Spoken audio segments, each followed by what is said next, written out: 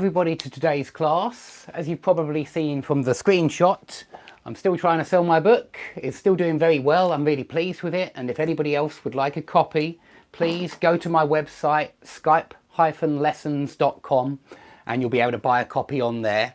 And if you have any problems at all, you can put a comment under the video and I'll make sure you get this book. Now, it's a PDF I'm selling on the website. It's an ebook, not a physical book. But if you go to amazon.com, you can find the physical book. Unfortunately, it's a lot more expensive, the physical version. But you can see there are a lot of pictures inside. There's about 450 pages, so there's a lot of material in there. If you want to get it as a much cheaper PDF, go to my website now and you'll be able to buy that. Okay, today we're looking at common mistakes. These are all mistakes that my students have made in the last couple of weeks. So they're all really common mistakes, really typical mistakes. Everybody makes these mistakes sometimes, and many of these mistakes are made by native speakers as well. And you should remember that. A lot of people think only foreign people make mistakes in English, and that's not true whatsoever. English people make a lot of mistakes when they speak in English. So, her parents should have spent a lot of money on her education. This is not a mistake. Let me make sure that everybody realises that straight away. This is not a mistake. This is grammatically correct, but it wasn't what the student wanted to say, because it wasn't what the student meant. And here I want to show the difference between her parents should have spent lots of money on her education and her parents must have spent a lot of money on her education, because they are actually very, very different. Completely different. You might even say they're almost opposites. Even though they look really similar, they're should, must, they sound really similar. One's an obligation, one's a strong obligation. Well, not when you're using them in these past forms. When you say her parents should have spent lots of money on her education, that means they didn't spend lots of money on her education, but you think they should have. You think it would have been a good idea if her parents had spent a lot of money on her education. Okay, that's what should have spent means. It means basically that no, they didn't. They didn't spend lots of money on her education, but you think it would have been a good idea. Must have spent is the opposite. You think that the parents definitely spent lots of money on the education. You're sure that they spent lots of money on the education for various reasons. So must have spent is when you're 100% sure that that's what they did. Should have spent means that you're sure they didn't and you think that they should have. You think that in your opinion it would have been a great idea if they had done. So I hope you can see that they're almost opposites. Should have spent means that they didn't spend, and must have spent means you're sure that they did spend lots of money, yeah? So remember that this should have spent means didn't spend lots of money, but they should have. But it's a good idea. You think that they should have. You should think that it would have been great if they had done. Okay? If you're not sure about that, please watch my video on past modals, where I talk about all these modal verbs in past forms. But yeah, remember that should have spent means they didn't spend, but you think it would have been great if they did, if they had done. Okay, number two, there are two mistakes in this sentence, but they're very subtle. And the first one is a prepositional mistake, and prepositions are always subtle mistakes. And I must say that the student who said this sentence, who made this mistake, she did actually correct herself straight away. So well done, that's fantastic. It's great when students correct themselves and they beat the teacher, they correct themselves before the teacher starts to correct the mistake. So she corrected the on first of all to by, which is fantastic. It is judging by. Judge by, it's dependent preposition. The judge always, when you say judging by this, judging by that, yeah, judging by the wounds on the victim, the murderer must have been left-handed, and there's that must have again, when you're 100% sure. So judging by the pose of the skeleton, they claimed, yeah, the scientists or the people that dug up the skeleton, that she, now this is the second mistake, somebody just wrote it up there, so well done, I think they did. She had been buried alive. And as I say, the student corrected this mistake as well, so well done. They claimed she had been buried alive because when was she buried alive? It was before they made the claim. Yeah, it was before. It was many, many years ago. The student was talking about a murder victim who was buried in a building, and it was just a rumour, a myth, a legend, until they actually looked inside the building between the walls and found a skeleton. And so it was the rumour, the legend was actually true. And judging by the pose of the skeleton, they claimed that she had been buried alive.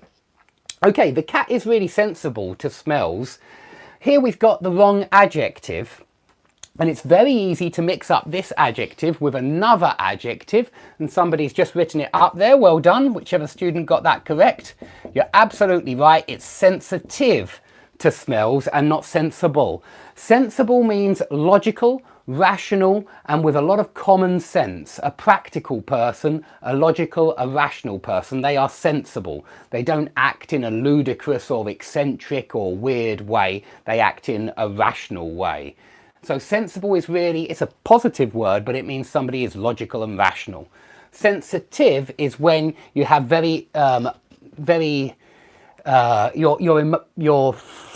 your feelings, or here your senses, your perception, it can feel the smells very easily, very quickly.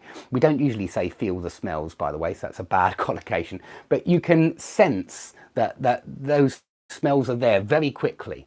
Okay, somebody has just corrected this one, and it's absolutely correct. We've got since in this sentence, and I've put a few tense mistakes on here today because they are common mistakes.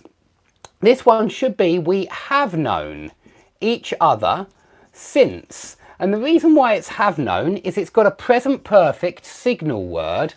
And when we think about this, you met this person when you were little and you still know that person. So this is an unfinished period of time. When you're dealing with unfinished periods of time, you must use present perfect. We have known each other since we were little. Okay, let's look at the next one. If the price is too big, I won't buy it. This one's okay if you're informally, it's okay, and everyone will understand you still, but we don't really say the price is big. We say, as Alexander's just pointed out, the price is too high. Yeah, when the price is too high. So if the price is too high, comma, I won't buy it. Okay, the next sentence was from Otto, and this was someone who inspired me to write this book because we did lots and lots of phrasal verbs together in class. And he likes using these phrasal verbs a lot, and he knows that put something down is exactly the same as write something down. And so he likes using these in class, and it does sound very natural if you make the effort to use these phrasal verbs in class and everywhere. After mind, you must use a gerund. Yeah, it's always gerund after mind. Another student made exactly the same mistake in the last couple of weeks, so this is a really common mistake.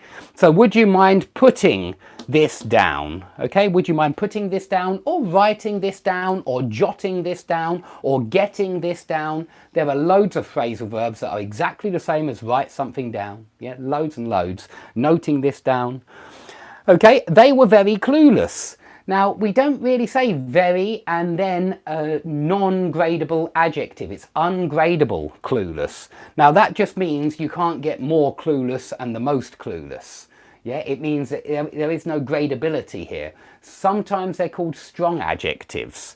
Clueless is a strong adjective, so we don't use very, we use absolutely or utterly clueless. Yeah, both of those modifiers, both of those adverbs will work. Absolutely, utterly clueless. Yeah, you could even say they were absolutely and utterly clueless. Okay, we're going to go on to the next one. I have lent him 50 euros last week. Now, this is only a mistake because we know when. And if we know when, if there's a timestamp on there like last week, 3 weeks ago, 3:15, Saturday, if there's a timestamp there, you can't say have lent. This is a really common mistake. I know my wife makes this mistake quite often. Very, very common mistake, but it is one that will immediately be heard by a native speaker. This is the kind of mistake which native speakers don't make. And so you will immediately hear it. If somebody puts a timestamp there and uses present perfect. So you want to try to avoid that. These tenses are hard in English, but they're made a great deal easier if you remember that certain words signal present perfect and certain words signal past simple. And if you just keep that in mind, it's much easier.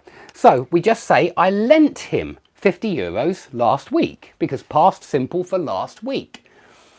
Okay, while I was training people at the work, this was a new student, and the only mistake she's made here is with the article. She means at work, and we just say at work, and really the reason why we don't use an article here is because we mean work as an institution, work as a place that everybody goes to every single day and does their work, yeah? And so I think this is really similar to at school, at university, in prison, in hospital. With all of these four places, if you're talking about the institution, if you're saying he goes to university, you don't use an article. If you say that somebody's a patient, they're in hospital, you don't use an article. And if you mean that an employee is at work, you don't use an article.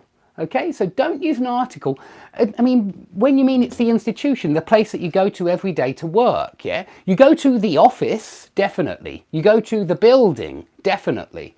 But you were training people at work. You were training them in the office. You were training them, you know, on the third floor, but you were training them at work as an institution. Okay, and the last one, I thought this was absolutely surprising. I put this in here because this was another genuine mistake, but it's the opposite of mistake number 7, because surprising is a gradable adjective. Absolutely can't be used with gradable adjectives. And again, if you're not sure what I'm talking about, try watching my video on gradable and ungradable adjectives, or the other one on strong and weak adjectives. And we need to change this absolutely to very surprising. Or we could use the strong adjective from surprising, which is something like astonishing. It was absolutely astonishing. Yeah, I thought this was absolutely astonishing. Okay?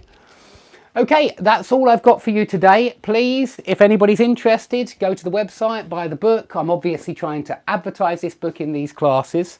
And I know that you all have ad blockers on, but you can't stop me from showing the book up here.